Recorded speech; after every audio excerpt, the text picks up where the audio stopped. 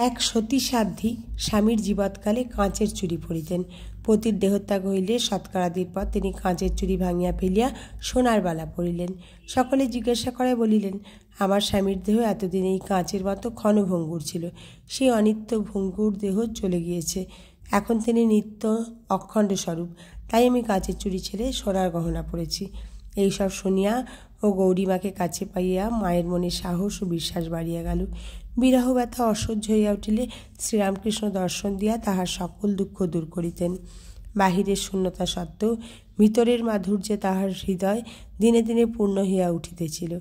জননী শ্যামাসুন্দরী কন্যাকে জরামবাটি লইয়া গিয়া কাছে রাখিতে চাহিয়াছিলেন, কিন্তু মা কয়েকদিন মাত্র থাকিয়া চলিয়া আসেন।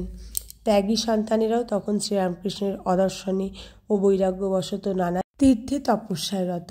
তাহারাও কেউ জানিতেন না মায়ের কিভাবে দিন কাটিতেছে। গৃহস্থ ভক্তেরা তাহাকেই শ্রীরামকৃষ্ণের সহধর্মিণী বলিয়া ভক্তি করিলেও তাহার সেবাভার গ্রহণ করিবার কথা কাহারও মনে উদিত হয় নাই। তাহাদের অনেকে তখনও তাহাকে মা বলিয়া চিনেন না। ত্যাগী সন্তানেরা লোকমুখে যখন মায়ের অবস্থার কথা শুনিলেন, তখনই তাহারা তাহাকে কলিকাতায় বা উহার কাছাকাছি কোথাও আনিয়া রাখিবার জন্য তৎপর হইলেন। যোগিন বা যোগানন্দ স্বামী প্রধান উদ্যোগী হইয়া মায়ের সেবায় আত্মনিয়োগ করেন।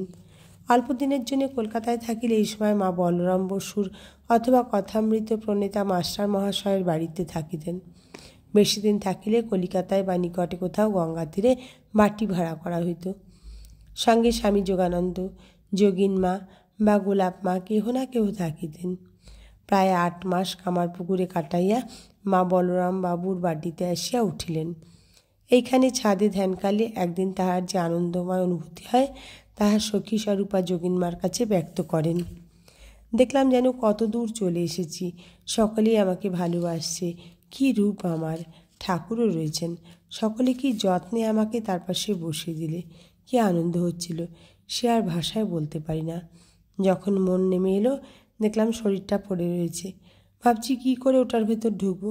খানিক পরে শরীরে চেতনা ফিরে এলো। শ্রীরামকৃষ্ণের আজ্ঞানুযায়ী শ্রী শ্রীমা এই সময় গয়াধামে শুশ্রু ঠাকুরানী চন্দ্রমণি দেবীর পিণ্ডদান করিতে যান।